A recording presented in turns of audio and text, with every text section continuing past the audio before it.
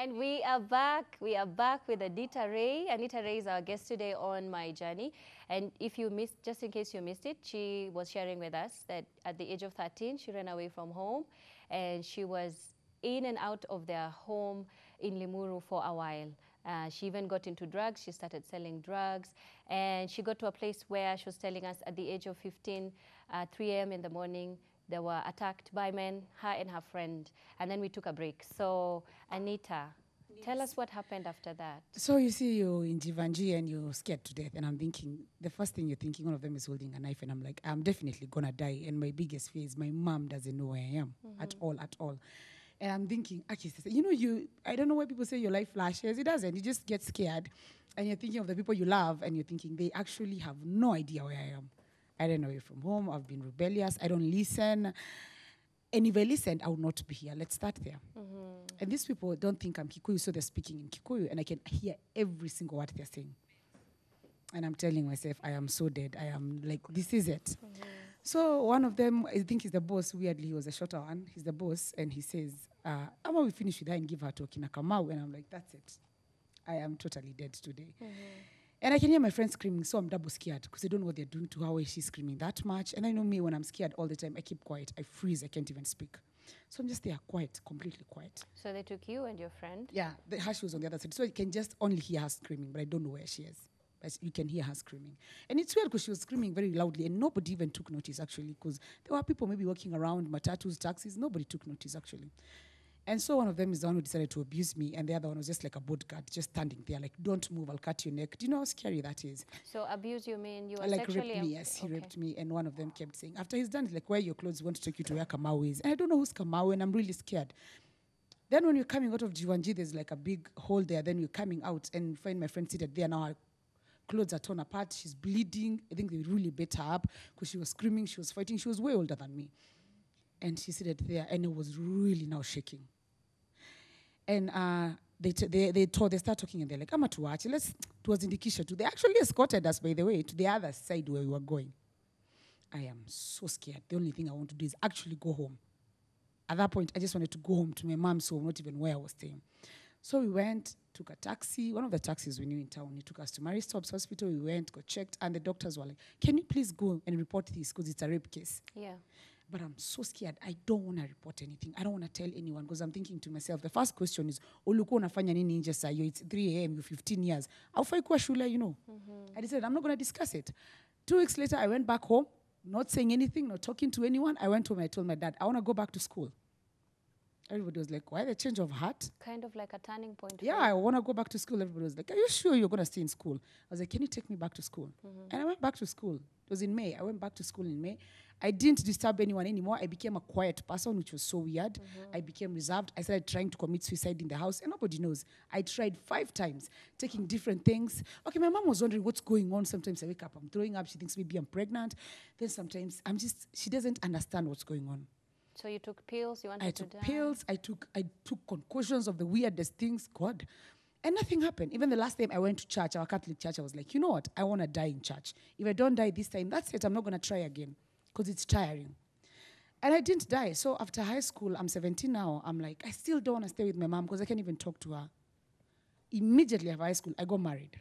And you're not talking to your mom because? I don't know. I was angry, bitter, lost, broken. I don't know. I didn't have a reason. To anyone about it? Yes, I didn't have a reason, and I was angry at everybody. I was a bitter person.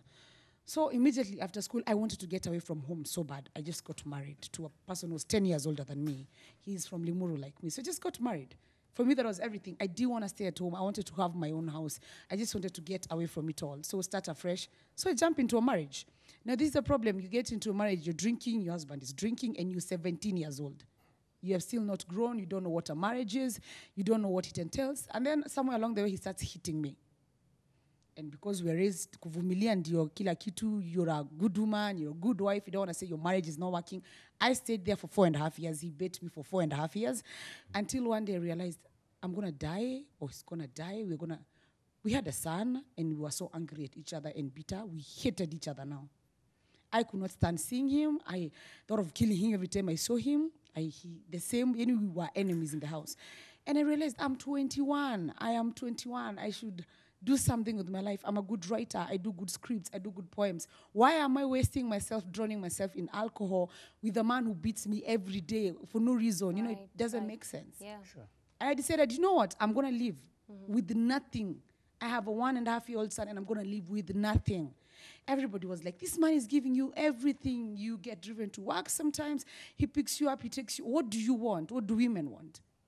But at the end of the day, when you close that door, me and him fight. We're almost killing each other. Why am I staying in this marriage? See, that's a problem sometimes with us in society. We're telling people, just stay in there. And someone is dying. Then tomorrow they're going to wake up, commit suicide, kill their husband. Then you're going to be like, I wish I knew. But you knew, you know. If someone says, I'm tired, it's not working sometimes, don't force it. Because I swear to God, if I had stayed with him, maybe even for one more day, most probably we would have ended up in a very bad situation. You would have killed him, or he would have killed you? I told people the other day, I didn't leave because he beat me up or he cheated. It's because I was at a point I would have killed him, I would have stabbed him, I would have done something really bad because I was angry, I was bitter. It's anger from 2005. You carry it all away, you've been abused, and then someone is abusing you again. I'm really angry. You've had a really tough life. Yes. And then you didn't talk about it. And I'm not talking about, I'm that kind of person I can be dying and smiling at you. 21, you live a marriage, you have a son, you don't have a stable job. So I go into drinking and a lot of drinking. Do you go back home, or where do you go? No, I don't go back. I don't go back home. I decide I can do it on my own. So I go back to heavy drinking. So I get really depressed without knowing. I got into major depression. And then I had my ulcers rupture. So I was admitted in hospital for 6 weeks. Okay. So you're in a hospital bed for 6 weeks. You don't know where your son is. The dad was not taking care of him, so you're assuming he's not doing it so. And you're in a hospital bed for 6 weeks alone. And that's when you have a time to think, what do you really want with your life? Honestly, what do you really, really want with your life? I had a friend of mine, he was in the army. He threatened me with a gun, and I was in hospital, and he was really pissed at me. He was like, if you're going to die, can you just die already? You can't be doing this every time. You can't be getting depressed. You can't be getting sick. You can't do this to your own son. And I was like, it's true. But then the saddest, the lowest part of my life was then when I woke up and found out that my parents gave away my son because they couldn't stay with him. And Gave that was away means what? to his dad. They were like, the mother is in hospital and she can't raise him, and so we want you to raise him. And I swear that was the lowest part of my entire life. And it broke me so much because I couldn't understand. I've been fighting to keep him. Now you just gave him away overnight because I'm in a hospital bed. Sure. Okay, so is it because the father was not capable in one way or the other? No, they gave him to the father. Yeah, but your worry was... It's because in the first place when I left, he didn't want anything to do with the kid. So why are you giving him the kid So now? understandably so. Yeah, I'm just trying to think, why are you giving him the kid now? Okay, Because so he never now- wanted the kid. Yeah. Tell Why are us you about giving what the kid? happened after you got out of hospital. So I got out of hospital. I decided to go back to writing. I started doing my poems, started going to the theater. I decided I'm going to change my life because I want a better life for me and my son. So then I went into radio. A friend of mine came. She's called Nemo. She came and she was like, hi, I heard Ghetto Radio is looking for a presenter. I was like, you're sure? Yeah, you can do it. You're daring. You can do it. And then they started late night, mid-morning, breakfast. Breakfast, I went to another station. Now I'm at another station. Awesome. And we are happy to hear that. Thank you. Your And life took a, like a complete it's like change. literally a 360 So turn. at what point did you have the second born? You said you have two. Yes, 2015, I was like, I really wanted a kid, I don't know, I felt like if I have a kid, then another kid, it would give me more purpose, it would give me more reason to change. And when I had my daughter, I totally changed. It made me realize that there's more to life other than drinking, partying maybe. You can change people's lives, because I've come from a really bad place, and now I've worked my way through it. And every time I look back, I tell people, ni Mungu pekee, by the way. Only God only. Yeah, and your story ends well. It you know? does. Look at me.